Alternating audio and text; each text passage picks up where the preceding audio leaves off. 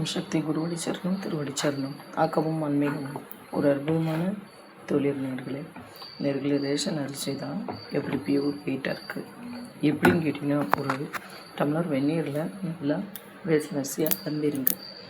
வீட்டில் நம்ம எப்பொழுதுமே நம்மள்கிட்ட பழைய சாதம் இருக்கும், ஓகேவா? இது எல்லாத்துக்கும் உடம்புக்கு நல்லது, ஓகேவா?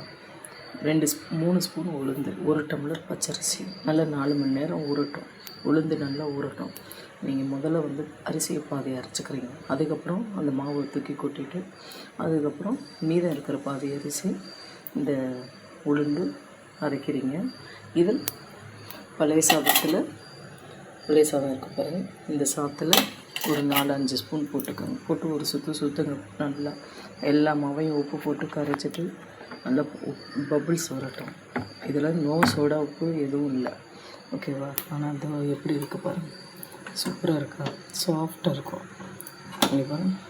ஓகேவா? இது மாதிரியே பண்ணுங்க, அவ்வளோ நல்லாயிருக்கும். அதே போல் தேங்காய் பால் எடுக்கிறப்ப தேங்காயை நல்லா சுற்றி பாலை எடுத்துகிட்டு ஒரு சுற்று, 2வது சுற்றில் 1 ஸ்பூன் கசகசா, 2 முந்திரி பருப்பு, ஏலக்காய் போட்டு அரைச்சி 2வது பாலையும் விடுங்க. நல்லா மிக்ஸ் பண்ணுங்க. நாட்டு சக்கரை வேணாலும் கலக்கலாம், இல்லை கல்கண்டு வேணாலும் கலக்கலாம். எப்படி வேணும், சூப்பராக இருக்கும். செஞ்சு பாருங்கள் நேர்களே.